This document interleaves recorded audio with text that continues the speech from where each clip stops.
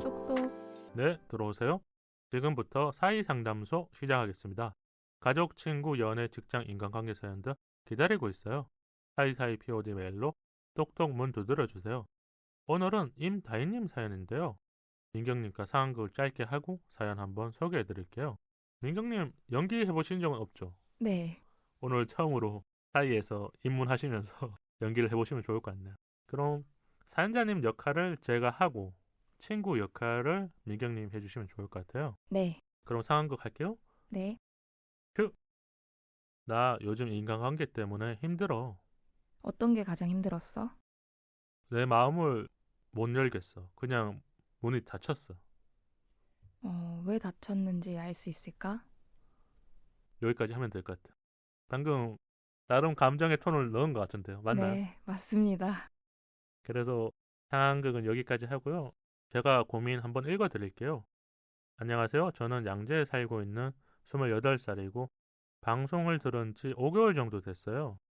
올해 들어 유독 사람 만날 때마다 참 힘들다는 감정을 많이 느껴요.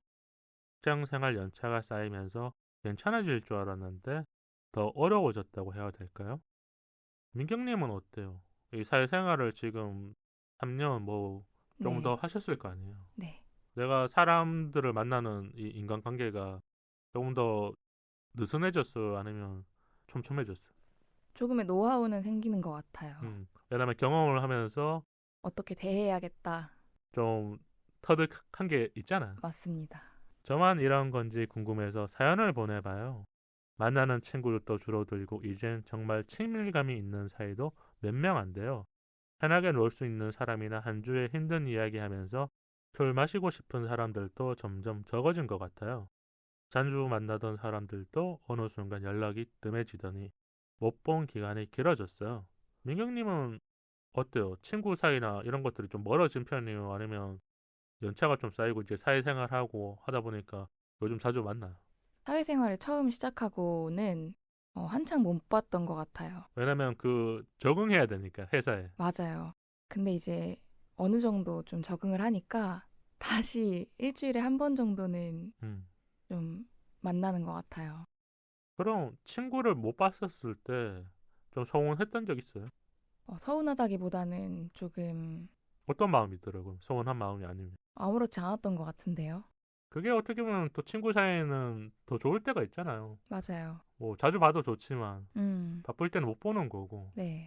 다만 이런 게 있을 것 같아요. 사연자님이 얘기하신 게 자주 보다가 못 보면서 멀어지는 거는 내가 뭔가 서운하거나 아니 어떤 감정의 변화가 생겼기 때문에 이제 우리가 더 못 본다는 걸 알게 된 거야. 음, 그게 뭐 내가 바쁜 걸 수도 있고 아니면 그 친구가 너무 바빠서 음, 연락하려고 했는데 미안해.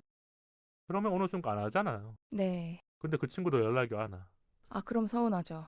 그러면 서운하면서 밥 한 번 먹자 그랬는데 이 밥 한 번 먹자가 계속 미뤄져. 음, 이런 상황들도 사회생활을 하다 보면 조금 생기는 것 같아요. 그쵸, 그쵸.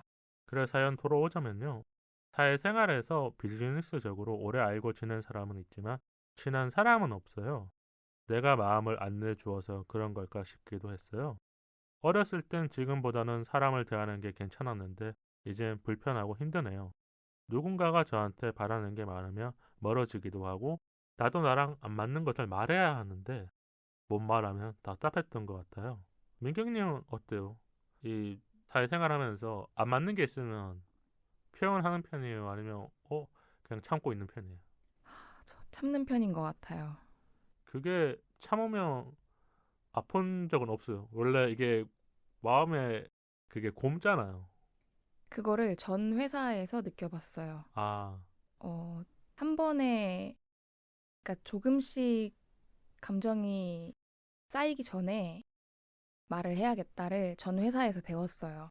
음. 그래서 지금은 그래도 말을 하려고 노력을 하는 편인데, 그래도 사람 성격인지라, 성격상 못하는 것들도 있지만 그래도 조금은 노력은, 회사 생활하면서 나도 아까 노하우를 터득했으니까 네, 이게 뭐 단도직입적으로 말하는 게 아니라 부드럽게 아니면 돌려서 말할 때가 있다. 정말 노력하는 편이에요. 이게 다 직장 생활이지 않을까 싶네요. 맞아요. 그리고 또 사연자님이 얘기해 주신 게요. 너무 감정 소모를 하면서 지친 날이 많아요. 차라리 그 사람이 아예 나쁜 사람이거나 예의 없는 사람이라면 제가 이런 생각을 안 해도 괜찮겠지만 뭔가 경계에서 왔다 갔다 하고 있다고 보는 게 맞는 것 같아요. 조금이라도 솔직해지고 싶은데 자꾸 숨기게 되는 상황이 많아져요. 최근에도 대학교 동아리 행사에 갔다가 학교 선후배들을 만났어요. 연락처를 주고받고 먼저 연락이 왔지만 더 길게 대화하고 만나는 것까지 연결되는 게 쉽지 않더라고요. 회사 생활에 지쳐 그럴 여유가 없어서 마음의 문을 자꾸 닫게 되는 건가 불안감도 있어요. 나이 들수록 마음을 내주지 못하는 걸까요? 이렇게 보내주셨는데 제가 이 고민 사연 읽고 나서 든 생각이 지금 그냥 사연자님이 생각이 좀 많아지신 게 아닐까. 우리가 사회생활 하다 보면 모든 사람이랑 잘 지내는 경우는 없잖아요. 맞아요. 그냥 내가 편한 사람 아니면 내가 좋은 사람이니까 조금 더 보기도 하고 이럴 때도 대화도 하게 되는 거고 그게 아니면 그냥 진짜 비즈니스적으로 딱 일만 하는 경우도 생기는 거고 맞아요. 그럼 마음을 내어주는 게 힘들어진다는 게 여러 가지 이유가 있잖아요. 내 마음을 문 닫는 거. 우리가 사회초년생 때 그걸 많이 겪거든요. 민경님은 혹시 그런 경험 있을까요? 저도 근데 10대나 20대 초반 때는 마음을 내어주는 게 좀 당연하다고 생각을 했던 것 같아요. 오히려 그게 좀 제 애정 표현이고 또 인간관계에서의 기본이라고 생각을 했어요. 그게 서로의 감정을 공유하는 것일 수도 있으니까. 애정의 척도라고 생각했던 것 음. 같아요. 근데 이제 사회생활을 시작하고 이제 20대 중반을 넘다 보니 마음의 문이 점점 닫혔군요. 에너지의 소비구나라는 것을 조금 느끼면서 이제는 사람을 대할 때 내 에너지를 얼마나 줘야 하는가를 음. 먼저 생각하게 된다.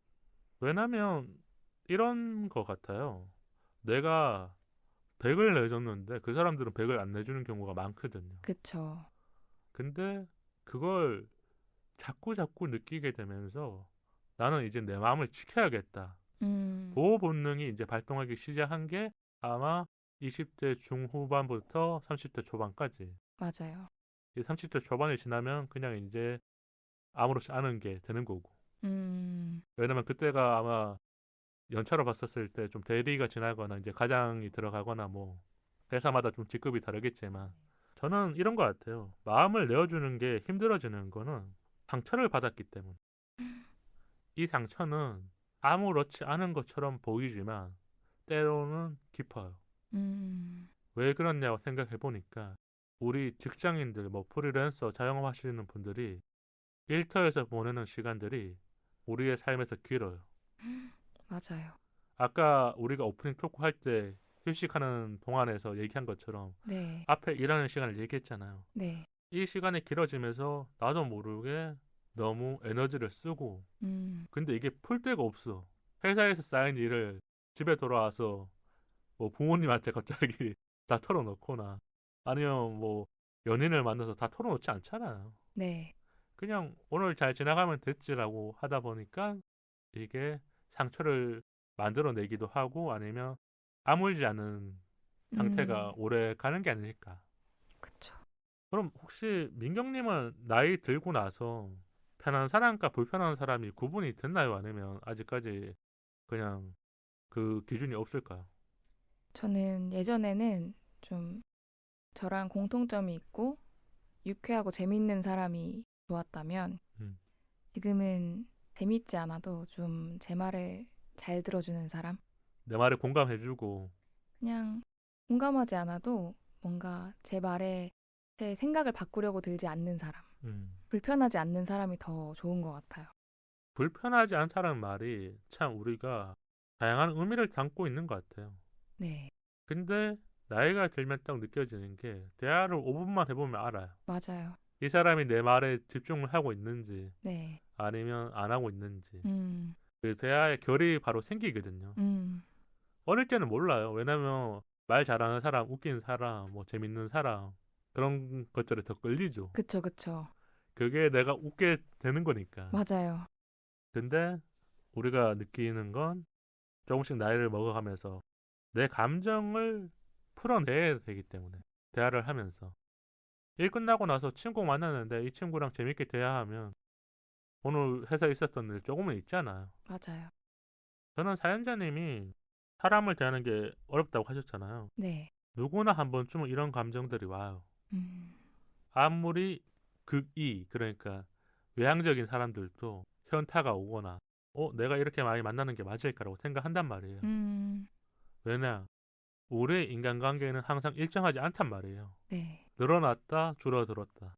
다만 어떤 사람은 이걸 자기 스스로 조절하죠. 음, 내가 만나고 싶은 사람만 만나면 적어지는 거고 좀 다양한 활동을 하고 싶으면 뭐 동호회도 가는 거고 아니면 요즘 모임들도 있으니까 참여하는 거고 학원 같은 걸 다니면서 알게 되는 사람도 생기잖아요.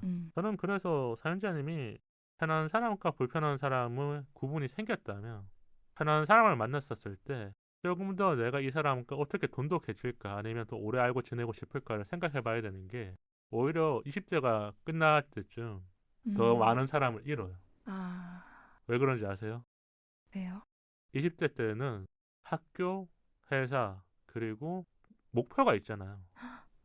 그러니까 나의 인맥들은 어느 하나의 결집이라는 게 생겨요. 학교를 같이 다니면 전공을 같이 수업 듣고 동아리 활동을 같이 하고 그리고 졸업하면서 취업 스터디를 같이 하거나 그 다음에 사회초년생이 같이 되면 비슷한 나이에 되잖아요. 맞아요, 맞아요.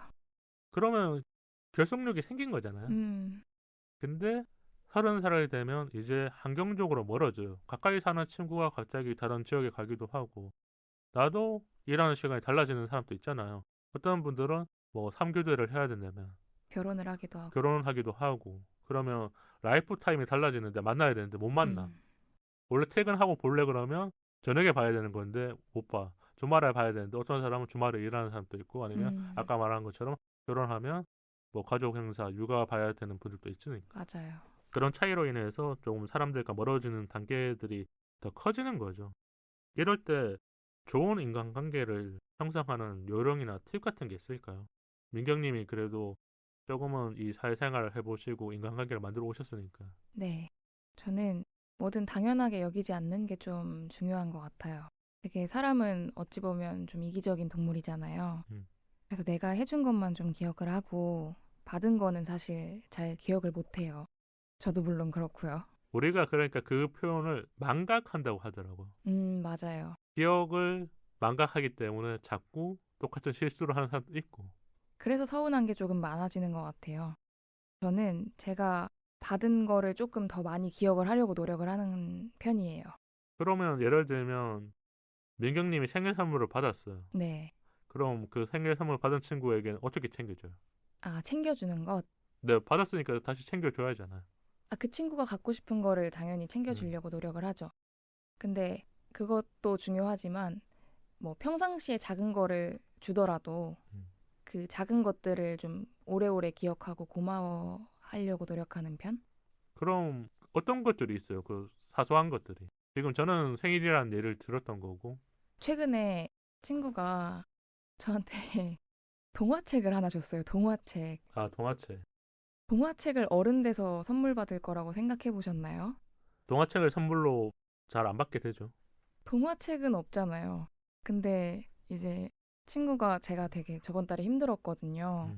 근데 너무 귀여운 어린이 동화책을 선물해 줬는데 너무 귀엽고 힐링이 되는 거예요. 그게 아마 친구분이 민경님이 힘든 시간을 겪었다는 걸 알고 있기 때문에 그 선물을 준비하신 게 아닐까 싶네요.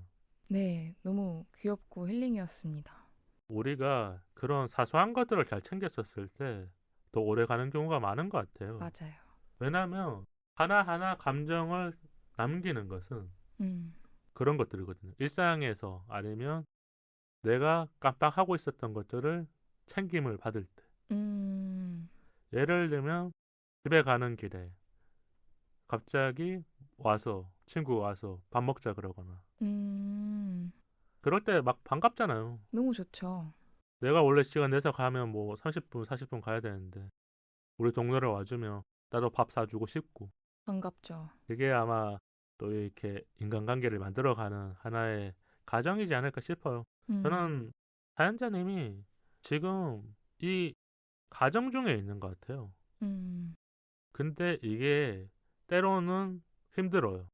왜냐하면 나도 한 번도 겪어보지 않은 시간들이기 때문에 사람들이랑 멀어지는 게 무섭기도 하고 내가 사람을 대하는 게 어렵기도 하고 음, 이게 어떻게 치유가 되는지 아세요? 어떻게 되는데요? 그냥 경험해봐야 돼. 아, 시간. 시간이 답인 거죠. 나도 경험해보면서 조금은 뭐가 맞는지 아닌지 음, 우리가 뭔가를 내어줘야 되는 거예요. 근데 저는 마음을 많이 내어주는 편인데 음, 어떤 사람들은 뭐 물질적인 아니면 어떤 사람은 시간을 내어주기도 하고 음. 요게 좀 다르지 않을까 싶네요. 그럼 이 사연자님에게 마지막으로 조언해 주신다면 어떤 이야기를 하실 것 같아요? 네, 저는 사연자님이 누구에게나 마음을 내어줄 필요는 없는 것 같아요. 왜냐면 이건 시간이 해결을 해주는 문제니까 너무 부담은 갖지 않으셨으면 좋겠다라고 말씀을 드리고 싶습니다. 저도 민경님 말에 좀 동의하는 게 우리가 사회생활 하다 보면 힘든 경우도 있고 좋은 일도 있고 이렇잖아요. 근데 항상 내가 솔직하거나 아니면 다 보여줄 수는 없어요. 그리고 잘 지낼 수 있는 것도 아니고 바쁠 때는 바쁜 시간만큼 보내는 거고 많이 만날 수 있을 때는 친구들을 만나면서 보내는 거고 근데 하나 노력해야 될 거는 내가 마음의 문을 다 닫아버리면 안 돼요. 음, 딱 닫아버리면 안 열려요. 근데 조금 열어놓잖아요. 그럼 내 주변 사람들이 다가와서 열어주기도 하고 아니면 내가 다가가면서 열기도 한다는 거죠. 음, 이 마음가짐이 분명히 이 다인님을 조금은 이 고민에서 내려놓게 해주는 게 아닐까 싶어서 이야기를 드렸고요. 마법 고민 해결책 한번 답을 들어볼까요? 그럼 민경님이 한번 열어주세요. 네. 두구두구두구두구두구. 지나간 것은 잊어버려라.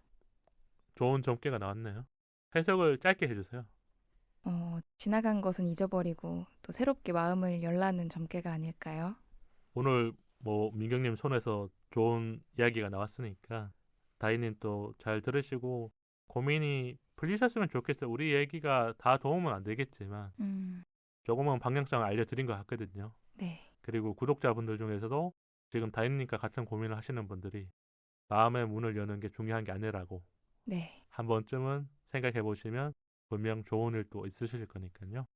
오늘 사연은 여기서 마칠게요. 다희님 사연 보내주셔서 감사드립니다.